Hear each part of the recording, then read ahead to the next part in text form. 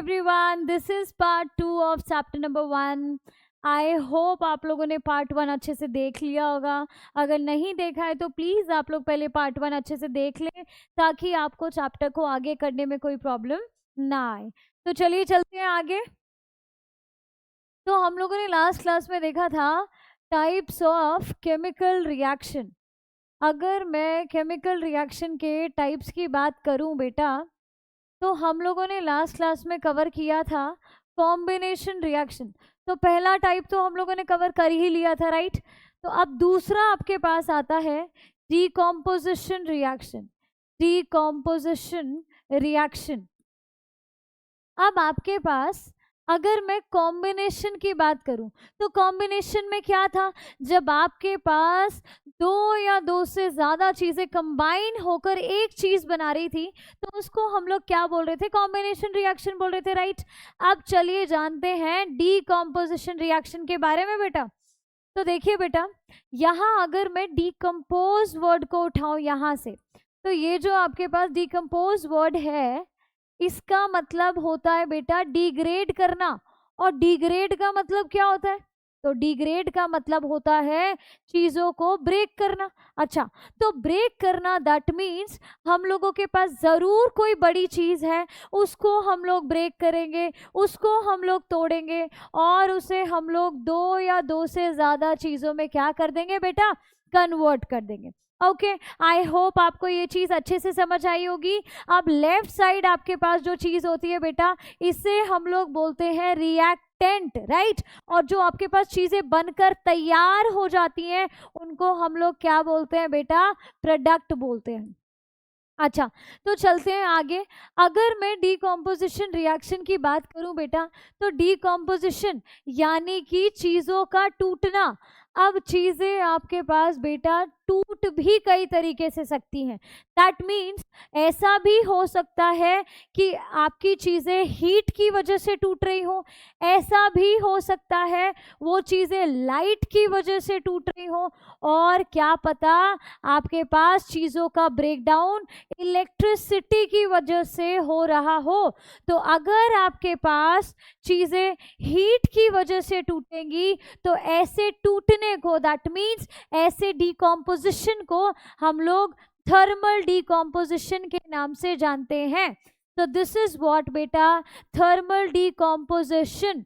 तो बेटा जरा थर्मा वर्ड का मतलब याद करिए। थर्मा वर्ड को देख के आपको थर्मोमीटर याद आता होगा, राइट। तो थर्मो दैट मीन्स क्या, टेम्परेचर। तो बेटा यानी कि हम बात किसकी कर रहे हैं, हीट की बात कर रहे हैं, राइट। तो अब थर्मल डीकॉम्पोजिशन का मतलब जब आपके पास कोई बड़ी चीज आप किसकी मदद से टूटे, हीट की मदद से टूटे, तो उसे हम लोग बोलते हैं थर्मल डीकॉम्पोजिशन। अब अगर मैं लाइट की बात करूं ना बेटा, तो अगर कोई चीज लाइट की मदद से टूटती है तो वैसे डीकॉम्पोजिशन को हम लोग बोलते हैं photolytic decomposition. So this is photolytic decomposition. अब बेटा जरा ध्यान से इस चीज को देखिएगा। अगर मैं फोटो वर्ड की बात करूँ ना, तो फोटो का मतलब आपके पास होता क्या है, जरा जल्दी से बताइए। तो इस फोटो वर्ड का मतलब ही क्या होता है बेटा, लाइट होता है। और लिटिक ये जो वर्ड है, लिटिक का मतलब होता है चीजों का टूटना। तो लिटिक का मतलब आपके पास क्या होता है बेटा, ब्रेक डाउन यानी कि ब्रेक होना, राइट। तो यहां से आपके पास फोटोलिटिक डीकॉम्पोजिशन बना, यानी कि जब चीजें लाइट की मदद से टूटती हैं तो ऐसे डीकॉम्पोजिशन को हम क्या बोलेंगे, फोटोलिटिक डीकॉम्पोजिशन। अच्छा, अगर इलेक्ट्रिसिटी की बात करें तो इलेक्ट्रिसिटी की मदद से जब आपके पास ब्रेकडाउन होता है तो वैसे ब्रेकडाउन को यानी कि वैसे डीकॉम्पोजिशन को हम लोग क्या बोलते हैं बेटा, इलेक्ट्रोलिटिक डीकॉम्पोजिशन। तो दिस इज इलेक्ट्रोलिटिक डीकॉम्पोजिशन। अच्छा, इलेक्ट्रो का मतलब क्या हो गया, इलेक्ट्रिसिटी, राइट। अब लिटिक का मतलब आपके पास क्या हो गया, ब्रेक डाउन यानी कि चीजों का टूटना। तो ये मेरे पास हो गया इलेक्ट्रोलिटिक डीकॉम्पोजिशन। आई होप आपको ये चीजें समझ आई होंगी कि चीजें किस तरीके से आपके पास ब्रेक हो सकती हैं। तो वो इन तरीकों से आपके पास चीजों का ब्रेक डाउन हो सकता है। तो चलिए चलते हैं आगे। अच्छा, अगर मैं बात करूं बेटा किसकी, थर्मल डीकॉम्पोजिशन की, तो चलिए देखते हैं थर्मल डीकॉम्पोजिशन के बारे में पढ़ते हैं। अगर मैं बेटा थर्मल डिकम्पोजिशन के बारे में बताऊं तो अगेन आपको थर्मा देखकर हीट तो बहुत अच्छे से याद आ ही गया होगा, राइट। अगर मैं थर्मल डिकम्पोजिशन की बात करूं ना तो पहले उससे पहले हम लोग एक कहानी सुन लेते हैं।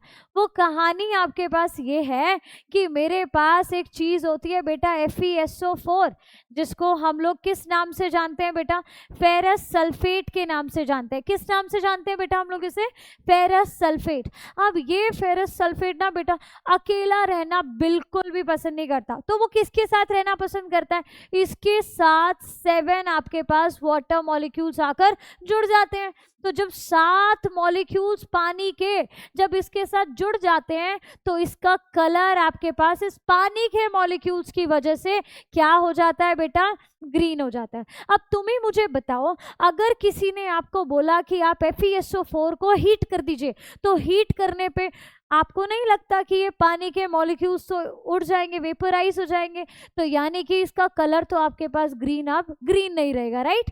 तो आपको ये पता होना चाहिए, जब मैं ग्रीन कलर की बात कर रही हूँ FeSO4 की, दैट मीन्स कि आपके पानी के मॉलिक्यूल्स भी उसके साथ जुड़े हुए हैं। आई होप आपको ये चीज़ क्लियर होगी। बेटा इसी सेम चीज़ को FeSO4.7H2O को हम लोग ग्रीन विट्रियोल के नाम से भी जानते हैं बेटा। So this is also known as green vitriol. अच्छा, अगर मैं बात करूं ग्रीन की तो इसका कलर ग्रीन होता है, इसलिए यहाँ पर ग्रीन लगा होगा, राइट। अब अगर बात करें बेटा विट्रियोल की ना, तो विट्रियोल का मतलब क्या होता है? जब सल्फेट आपके पास कुछ कुछ मेटल के साथ, जैसे यहाँ पर देखो आयरन के साथ सल्फेट जुड़ा हुआ है, राइट। जब सल्फेट आपको कुछ सर्टेन मेटल्स के साथ दिखे और साथ में अगर पानी मिल जाए तो वो चीज़ आपके पास क्या बना देती है? विट्रियोल बना देती है। जब आप चीज़ों को ब्रेक कर कर उस चीज़ का मतलब समझना शुरू करोगे तो आपकी अंडरस्टैंडिंग और ज़्यादा बढ़ जाएगी और चीज़ें याद करने में फिर प्रॉब्लम आनी कम हो जाएगी। आ रही है बात समझ में बेटा? तो चलते हैं आगे। तो विट्रियोल का मतलब आपको मैंने क्या बताया कि जब मेरे पास ये सल्फेट जैसी चीज़ें सर्टेन मेटल्स के साथ रहना शुरू कर दे और साथ में आपके पास और क्या होना चाहिए?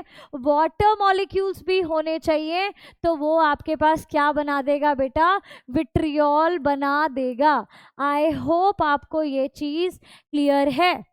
तो चलिए चलते हैं आगे। अब एक रिएक्शन देखते हैं जिसमें आपको इन एक्चुअल देखने के लिए मिलेगा कि ये थर्मल डिकम्पोजिशन होता कैसा है, यानी कि कैसे चीज़ें हीट की मदद से टूटती हैं, ज़रा उसको देखते हैं। चलिए, अगर मैं FeSO4 की बात करूं तो बेटा अगर मैं FeSO4 लिख रही हूं तो नॉर्मली आप लोगों को ये समझना है कि FeSO4 का कलर आप लोग क्या बोलेंगे? ग्रीन बोलेंगे, राइट। आप लोग ऐसा एज्यूम कर चलिए कि उसके साथ 7 वाटर के मॉलिक्यूल्स जुड़े हुए हैं, राइट। ओके, तो अगर मैं ग्रीन बोल रही हूँ इसको, तो जब आप इसको हीट करेंगे ना बेटा, तो हीट करने के बाद तो इसके वाटर मॉलिक्यूल्स तो बेटा वो तो उड़ ही जाएंगे, तो मेरे पास सिर्फ और सिर्फ क्या बचेगा? FeSO4। अब ये FeSO4 क्या हो जाएगा बेटा? कलरलेस हो जाएगा। तो अब आप लोग ज़रा इधर देखिए, आपने कुछ नहीं करना, जब आप इसे हीट करेंगे ज़रा इस रिएक्शन को याद करने की कोशिश करते। देखिए, जब सल्फेट जैसी चीज दिखे ना तो कुछ मत करना, आप लोग SO2 गैस को वहां से निकाल देना। कौन सी गैस निकलेगी? SO2 निकाल दी, राइट। जब बहुत सारे ऑक्सीजन दिख रहे हो तो एक और काम करना, SO2 तो निकाला ही है बेटा, साथ में SO3 याद करने में आपको क्या प्रॉब्लम आ रही है? तो साथ में आपने क्या निकाल दिया बेटा? SO3 भी निकाल दिया। अच्छा, तो अब जो मेन प्रोडक्ट आपके पास यहाँ पर बनेगा वो क्या बनेगा? तो आप लोग इधर देखो, जब इतने सारे ऑक्सीजन आपके पास प्रेजेंट हैं तो एक काम करिए मैम, प्लीज Fe के साथ तो एक ऑक्सीजन भी दे दीजिए। तो दे दिया, but let me tell you one thing बेटा, मैं आपको एक बात बता दूं कि ये जो आपके पास चीज बनी है ना, इसको हम लोग बोलते हैं फेरिक ऑक्साइड। अभी ये फॉर्मूला गलत है, जरा इसे ठीक करते हैं। तो ये आपके पास यहाँ क्या बनेगा बेटा? Ferric oxide. ये तो आप लोगों ने याद करने के लिए बोल दिया कि जब इतने सारे ऑक्सीजन है तो Fe के साथ एक ऑक्सीजन भी दे देते हैं, तो वो तो हमने दे दिया, बट एक्चुअल में यहाँ बनता क्या है वो चीज आपने देखनी पड़ेगी बेटा। तो वो क्या बनता है हमारे पास? फेरिक ऑक्साइड बनता है। अब फेरिक ऑक्साइड का फॉर्मूला क्या होता है? देखिए जरा याद करो, फेरिक का मतलब आयरन तो है ही, यानी कि Fe तो मेरे पास है।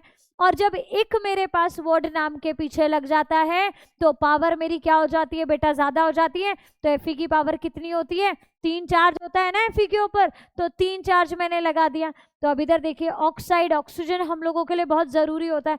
आई होप आप लोगों को ये चीजें याद आ रही होंगी। जरा इस ऑक्साइड को देखिए, यहाँ पर क्या आ जाएगा, 2 आ जाएगा। तो जो चीज हम लोगों के लिए ज्यादा जरूरी होती है तो उसके ऊपर चार्ज कितना होता था, 2 राइट। तो ऑक्सीजन के ऊपर 2 माइनस होता है तो उसका 2 यहाँ पर आ गया। तो ये मेरे पास बनकर तैयार हो गया क्या बेटा, फेरिक ऑक्साइड। तो इस तरीके से आप लोग इस रिएक्शन को याद करेंगे। अच्छा जरा गौर से देखिए, क्या ये रिएक्शन हम लोगों की बैलेंस्ड है या नहीं है। चलो जरा चेक करते हैं। यहाँ एफई चेक करो कितने, एक ही एफई दिख रहा है। यहाँ एफई चेक करो कितने हैं बेटा, 2 एफई दिख रहे हैं। तो एक काम करते हैं, यहाँ पर 2 लगा देते हैं। क्या अब मेरा एफई बैलेंस हो चुका है, यस अब एफई बैलेंस हो चुका है। जरा यहाँ सल्फर चेक करिए कितने हैं, यहाँ आपके पास 2 लगा है तो सल्फर कितने हो गए, 2 हो गए। यहाँ चेक करो 1 + 1 तो कितने सल्फर हो गए। यहाँ पर राइट साइड में भी आपके पास बेटा सल्फर कितने हो गए, 2 सल्फर हो गए। जरा लेफ्ट साइड में चेक करिए ऑक्सीजन कितने हैं, 2 4s are, जरा इधर देखिए 2 4s are, आप इन्हें मल्टीप्लाई करेंगे तो 2 4s are 8। तो यहाँ पर आपके पास कितने ऑक्सीजन प्रेजेंट है बेटा, 8 ऑक्सीजन प्रेजेंट है। जरा यहाँ चेक करिए ऑक्सीजन कितनी प्रेजेंट है, देखो 3 ये रही 2 ये रही, तो 3 और 2 ये 5 हो गए, 6 7 और 8 तो कितने ऑक्सीजन हो गए, यहाँ पर भी 8 ऑक्सीजन हो गए। दैट मीन्स ये रिएक्शन हम लोगों की अब बैलेंस हो चुकी है। आई होप आपको रिएक्शन बैलेंस करनी बेटा आ रही होगी। चलते हैं आगे। अच्छा अब जरा ध्यान से समझिएगा, अगर मैं बात करूं कैल्शियम कार्बोनेट की बेटा, तो क्या ले रहे हैं हम लोग, कैल्शियम कार्बोनेट। जरा देखते हैं इसको ब्रेक करने के बाद आपके पास बनेगा क्या, राइट। चलिए तो मेरे पास कैल्शियम राइट Ca, कार्बो का मतलब कार्बन पक्का होगा, 8 का मतलब आपको बताया था ऑक्सीजन पक्का होगा। यहाँ कितने ऑक्सीजन लगा दें हम लोग, 3 ऑक्सीजन राइट। अगर आपको फॉर्मूले बनाने में बेटा अभी भी प्रॉब्लम है तो प्लीज आप लोग पहले बेसिक कॉन्सेप्ट्स ऑफ केमिस्ट्री की वो वीडियो देखकर आइए ताकि आपको कोई प्रॉब्लम ना आए। तो यहाँ आपके पास क्या आ गया, कैल्शियम कार्बोनेट। तो अब जब आप कैल्शियम कार्बोनेट को बेटा हीट करेंगे तो एक चीज तो आप लोग मन में बिल्कुल याद कर लीजिए, बसा लीजिए कि जब जब हम लोगों के पास कार्बोनेट आएगा ना तो आप लोगों ने कुछ नहीं करना, हमेशा आप क्या करेंगे, एक कार्बन डाइऑक्साइड तो निकाल ही दीजिए वहां से। क्या निकालेंगे, कार्बन डाइऑक्साइड गैस को तो निकाल ही देना, राइट। ओके जरा पिछली रिएक्शन में याद करो, जब आप लोगों ने ये देखा था ना इतने सारे ऑक्सीजन प्रेजेंट है, मैम एक काम करते हैं मेटल के साथ आप लोगों ने ऑक्सीजन दे दिया था, Fe के साथ एक ऑक्सीजन को भेज दिया था, राइट। तो यहाँ पर भी यही काम करना, कैल्शियम के साथ भी एक ऑक्सीजन को भेज दीजिए। इस बार आप लोगों का फॉर्मूला बिल्कुल करेक्ट है, आप लोगों को मॉडिफाई करने की कोई जरूरत नहीं है यहाँ पर।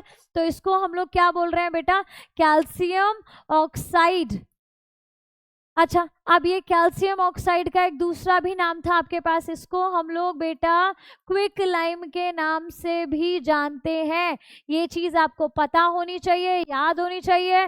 ये जो क्विक लाइम इसका नाम पड़ा था वो क्यों पड़ा था, क्योंकि ये बहुत ज्यादा क्या है आपके पास, जल्दी रिएक्ट करता है, रेडिली रिएक्ट करता है चीजों के साथ, यानी कि पानी के साथ। जब आप लोगों ने इसकी स्लेकिंग करी थी, फर्स्ट वीडियो जरूर देखिएगा, तब आपको और अच्छे से चीजें समझ आएंगी। अब कैल्शियम कार्बोनेट को हम लोग क्या बोलते हैं बेटा, लाइमस्टोन के नाम से जानते हैं। और आपको ये भी पता होगा कि ये जो मार्बल का फॉर्मूला होता है ना बेटा, वो भी यही होता है। तो ये आपका मार्बल का फॉर्मूला भी होता है। तो अब चलते हैं आगे। तो ये रिएक्शन आई होप आपको याद करने में कोई प्रॉब्लम नहीं आई होगी बेटा। तो चलिए चलते हैं आगे। अगर मैं बात करूं लेड नाइट्रेट की, चलिए जरा लेड नाइट्रेट को समझते हैं। अगर आप लोगों ने लेड नाइट्रेट लिया और उसको ब्रेक करने की कोशिश करी, पहले तो लेड नाइट्रेट का फॉर्मूला बनाना सीखना पड़ेगा, राइट। तो फॉर्मूला बेटा प्लीज फॉर्मूले वाली वीडियो जरूर देख लीजिएगा। लेड आपके पास क्या हम लोग लिख सकते हैं, Pb, राइट। और नाइट्रेट के लिए N से मुझे ये नाइट्रोजन याद आ जाएगा, 8 से मुझे ऑक्सीजन याद आ जाएगा। तो यहाँ मेरे कितने ऑक्सीजन हो गए बेटा, 3 ऑक्सीजन हो गए, राइट। अब लेड के ऊपर चार्ज कितना होता है बेटा, 2 चार्ज होता है ना। तो क्या मैं यहाँ पर 2 लगा दूं, तो ये मेरा हो गया बेटा लेड नाइट्रेट का फॉर्मूला। ओके। अब जब हम लोग इसको हीट करेंगे ना बेटा, तो हीट करने पर आपके पास होगा क्या, वैसे ही वापस से याद करिए, जब आप लोगों को कार्बोनेट दिखता है तो CO2 गैस निकालिए, जब सल्फेट दिखेगा तो SO2 गैस निकालिए, और जब बेटा नाइट्रेट दिखेगा ना तो आप लोग NO2 गैस निकालिए। अब साथ में आप लोगों ने सोचा, जैसा आप लोगों ने पहले किया था ना कि आप लोगों ने गैस तो रिलीज करवा दी, वहां से निकाल दी, राइट। अब कैल्शियम के साथ, मैम इतने सारे तो ऑक्सीजन थे, तो आप लोगों ने कैल्शियम के साथ एक ऑक्सीजन को भेज दिया। ऐसा ही आप लोगों को यहाँ पर भी करना है, आप एक ऑक्सीजन को लेड के साथ भेज दीजिए, और जब लेड के साथ ऑक्सीजन भेजोगे तो आपके पास क्या बनेगा, PbO बनेगा। बट जरा गौर से देखो मैम, यहाँ तो हमें बहुत सारे ऑक्सीजन दिख रहे हैं, जरा देखो यहाँ पर आपके पास होल ट्वाइस भी आ रहा है यहाँ पे। तो एक काम करिए, जब इतने सारे ऑक्सीजन दिख रहे हैं आप लोगों को, तो साथ में ऑक्सीजन गैस को भी निकाल दीजिए। तो ये इसको याद करने का बहुत अच्छा तरीका है बेटा। आपने चीज़ों को समझना तो ज़रूर पड़ेगा बेटा, रिएक्शंस को आप लोग रट तो नहीं सकते, हाँ याद करने के तरीके आप लोग देख सकते हैं कि वो क्या हो सकते हैं। तो इस तरीके से आपकी ये चीज़ें टूटती हैं। अच्छा, यहाँ एक सबसे ज़्यादा इम्पॉर्टेंट चीज़ ये है, जब ये रिएक्शन हो जाएगी तो रिएक्शन होने पे आप लोगों को ब्राउन फ्यूम्स आते हुए दिखेंगे।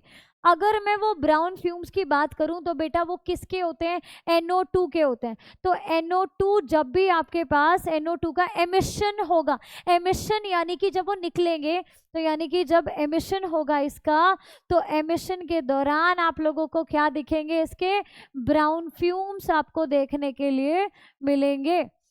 तो ये आपका बहुत ज़्यादा इम्पॉर्टेंट है, ये पेपर में बेटा ज़रूर आता है, तो प्लीज़ इसे याद कर लीजिएगा। तो चलिए चलते हैं आगे। अच्छा ज़रा यहाँ देखो, पहले आपने देखा कि इस रिएक्शन में भी आप लोगों ने हीट को यूज़ किया है, राइट। इस रिएक्शन में भी आप लोगों ने हीट को यूज़ किया है, और इससे पिछली रिएक्शन में भी आप लोगों ने किसको यूज़ किया था, हीट को यूज़ किया था।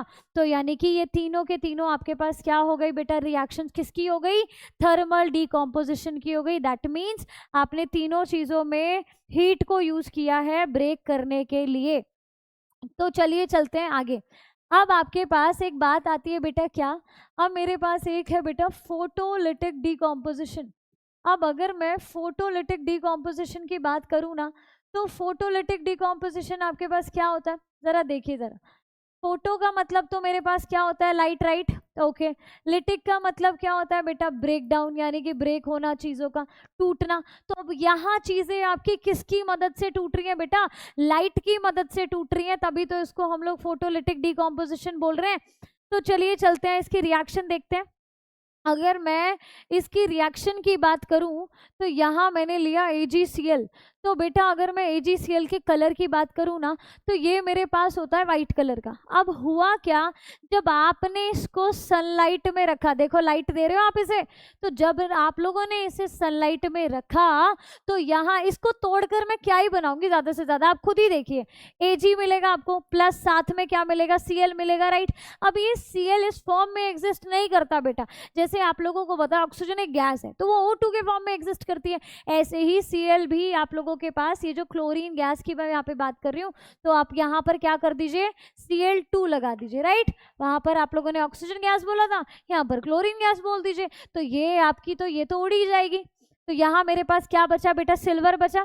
अब जरा गौर से देखिए, ये जो सिल्वर है ना बेटा, इसका कलर आपके पास क्या है, ग्रे। आपको ये कलर जरूर याद होने चाहिए बेटा, AgCl is white in colour, और जब आप उसे सनलाइट की प्रेजेंस में रखेंगे, सनलाइट में रखेंगे, तो वो किस में टूट जाएगा, Ag प्लस Cl2 में टूट जाएगा। ये तो गैस है आपकी, उड़ जाएगी, बचेगा क्या मेरे पास, Ag, और Ag का कलर आपके पास क्या होता है बेटा, ग्रे होता है।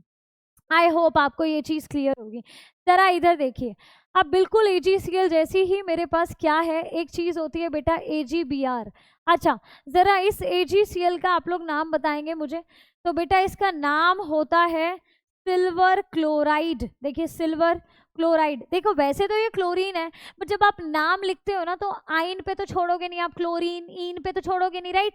तो आपने लास्ट में क्या लगाना पड़ेगा, क्लोराइड। आपको पता होगा पहली वाली एंटिटी तो पॉजिटिव होती है और बाद वाली एंटिटी नेगेटिव होती है, तो नेगेटिव एंटिटीज के नाम के पीछे तो बेटा या तो आइड लगता है या फिर आइट लगता है या फिर आपके पास एट लगता है, तो ये तो उसकी पहचान है। तो जब भी आप कोई फॉर्मूला लिखते हैं ना तो यहाँ पर नेगेटिव एंटिटी आती है, तो आइड आइट और एट से ही समझ जाइएगा कि यही होना चाहिए, राइट।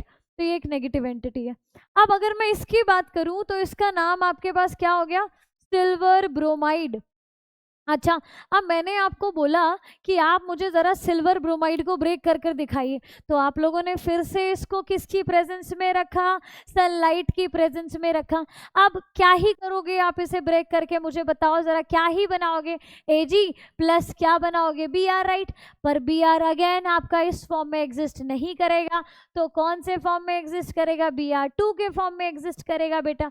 तो अगेन आपके पास Ag मिल गया आपको, इसका कलर आपके पास क्या हो गया बेटा, ग्रे कलर हो गया, राइट। अब मेरी ज़रा बात ध्यान से सुनिएगा, ये जो दोनों रिएक्शंस आप लोगों ने यूज़ करी है ना, ये बेहद इंपॉर्टेंट है आपके पास रिएक्शन। क्यों इंपॉर्टेंट है, पेपर में कैसे आएगी वो चीज़ देख लीजिए कि ये आपके पास दोनों रिएक्शंस जो हैं कहाँ यूज़ करी जाती हैं बेटा, ब्लैक एंड वाइट फोटोग्राफी में, ब्लैक एंड वाइट फोटोग्राफी में यूज करी जाती है। तो बेटा ये बहुत ज़्यादा इंपॉर्टेंट है, यहाँ पर तो स्टार बना लीजिएगा कि ये बहुत ज़्यादा इंपॉर्टेंट है। आपसे पूछा जाएगा ब्लैक एंड वाइट फोटोग्राफी में कौन सी रिएक्शंस को यूज़ किया जाता है, तो वो आपकी ये दोनों रिएक्शंस हो गई हैं। आई होप आपको ये चीज़ क्लियर होगी बेटा। चलिए चलते हैं आगे। अच्छा, मैं आपको एक सीरीज याद कराती हूँ बेटा। पहले तो आप एक सीरीज याद करिए मेरे साथ, मैं बताऊंगी आपको क्यों याद कर रहे हैं हम लोग, क्यों याद करना है, आगे इसका क्या काम है, वो चीज़ आपको समझ आएगी।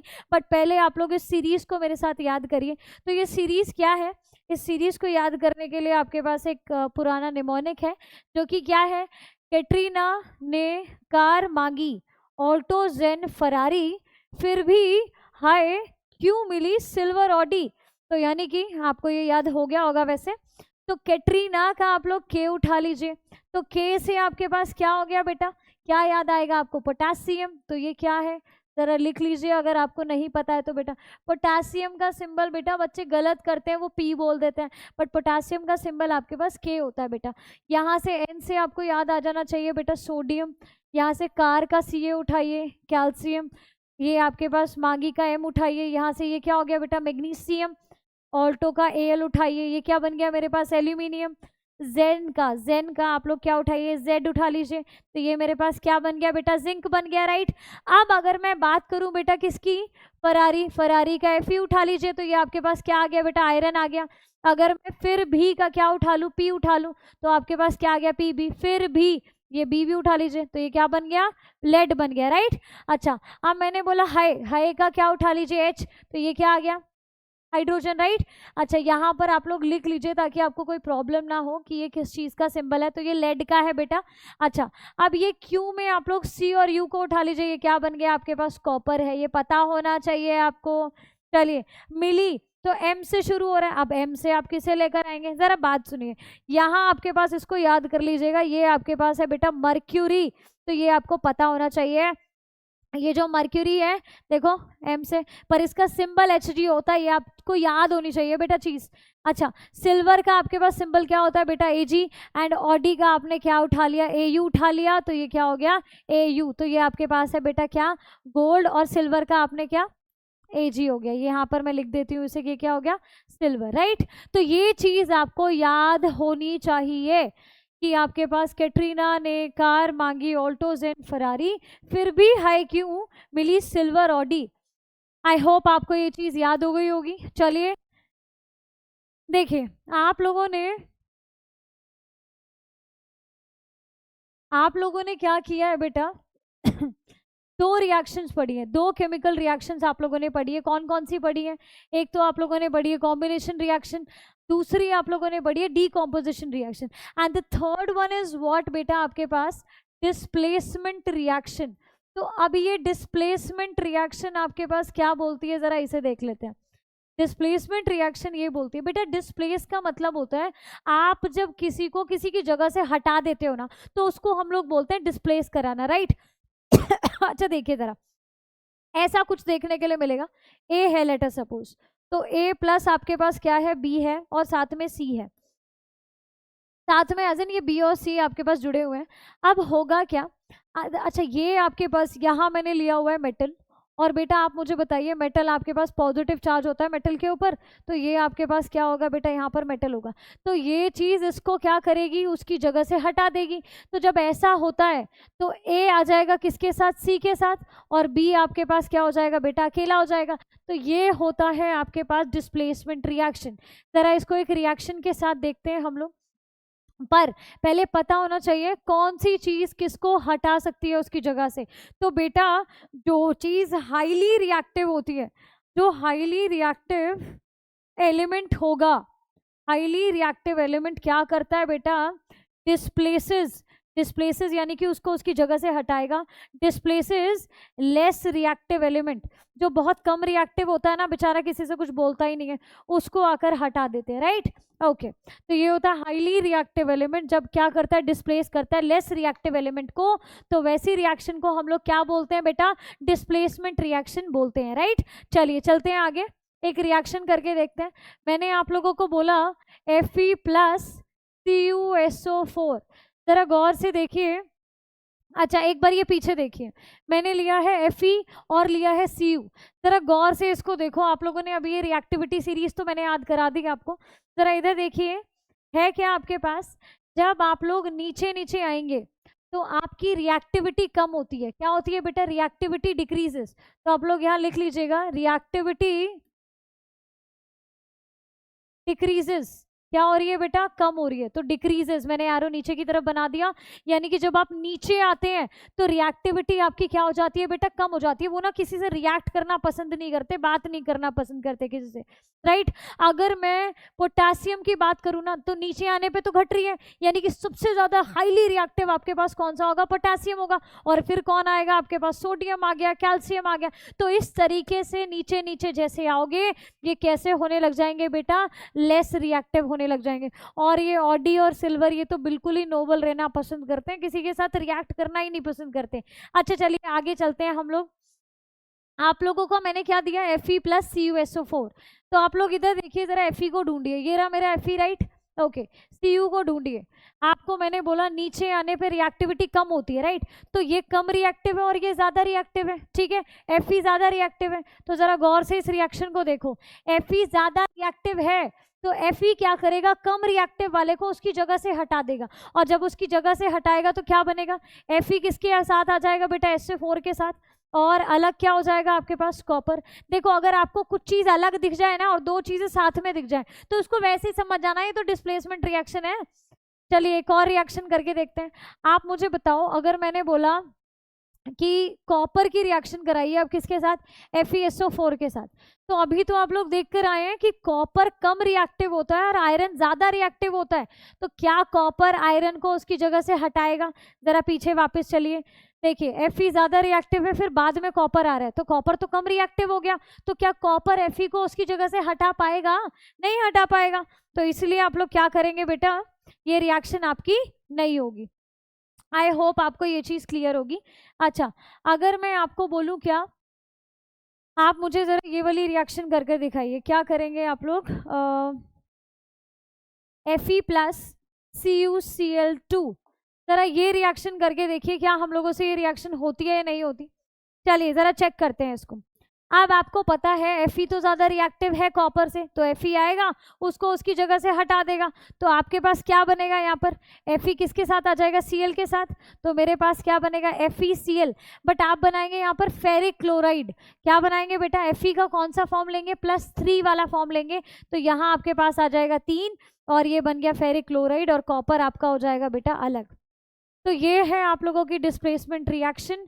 अच्छा जरा इन सारी रिएक्शन में देखो बेटा, आपको नहीं लग रहा कि ये जो अभी पिछली रिएक्शन आप लोग कर कर आए हैं, कौन सी रिएक्शन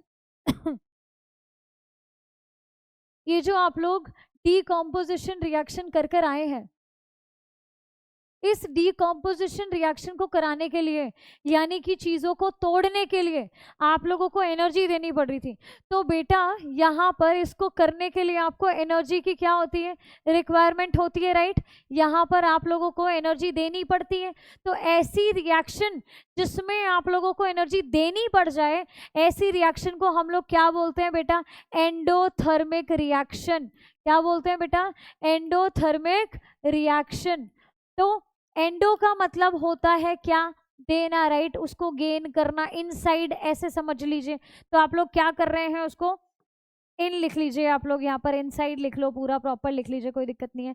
थर्मा का मतलब आपके पास क्या होता है, हीट होता है। तो हीट क्या अंदर आ रही है, राइट, हीट गेन करी जा रही है, तो यहाँ पर गेन भी कर लो ताकि चीज़ें और ज़्यादा क्लियर हो जाए। तो आप लोग यहाँ पर हीट को गेन करते हैं। तो आप ही लोग देखिए ना, जब आप लोगों ने FeSO4 को तोड़ा था तो वो भी हीट की मदद से टूटा था, लेड नाइट्रेट को तोड़ा था तो वो भी हीट की मदद से टूटा था। तो यहाँ आप लोगों को एनर्जी देनी पड़ रही है। तो क्या मैं बोल सकती हूँ कि डीकॉम्पोजिशन रिएक्शन एंडोथर्मिक, जितनी भी डीकॉम्पोजिशन रिएक्शन आप लोगों को देखने के लिए मिल रही है, क्या वो एंडोथर्मिक का एग्जाम्पल है? तो यस, क्योंकि वहां पर भी एनर्जी रिक्वायरमेंट है, यहाँ आपको एनर्जी देनी पड़ रही है चीज़ों को तोड़ने के लिए। तो यस, आपकी डीकॉम्पोजिशन रिएक्शन सारी किस में आ जाती है बेटा, एंडोथर्मिक रिएक्शन में आ जाती है। आई होप आपको ये चीज़ क्लियर होगी बेटा। थैंक यू सो मच, मिलते हैं नेक्स्ट क्लास में।